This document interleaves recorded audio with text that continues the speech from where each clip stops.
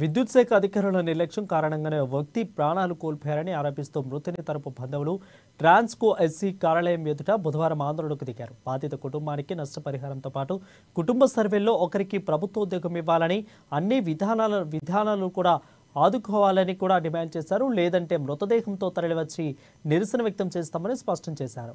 ముమ్మాడికి విద్యుత్ శాఖ నిర్లక్ష్యం మూలంగానే నిండు ప్రాణం బలైపోయిందని మండిపడ్డారు.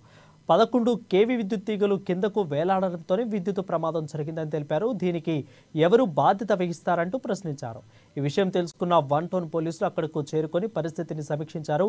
సిఐ సునీల్ కుమార్ నేతృత్వంలో కార్యాలయం వద్ద బందోబస్తును ఏర్పాటు చేశారు.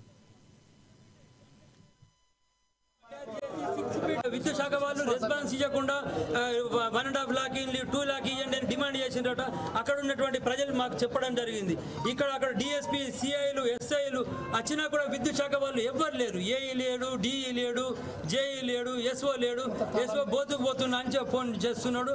ఆయన కూడా క్లారిటీగా మాట్లాడతలేదు. 5 లక్షలు వస్తాయి పోండి, 5 లక్షలు వస్తాయండి. ప్రతి ఒక్కరు ఈ విద్యుత్ శాఖ వాళ్ళు ప్రతి ఒక్కరు వచ్చి తీగలు పట్టండి, మేము ప్రతి ఒక్కరికి మా ఆస్తులు పోతే పోని, ప్రతి ఒక్కరికి 5 లక్షలు మేము ఇస్తాం సొంతగా.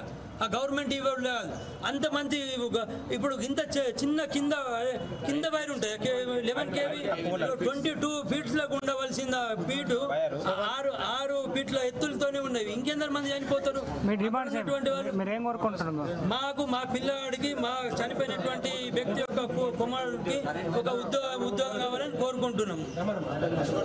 విద్యుత్ శాఖ వాళ్ళు రెస్పాన్స్ ఇవ్వకుండా 1.5 lakh 2 lakh ఇవ్వండి అని డిమాండ్ చేసినట.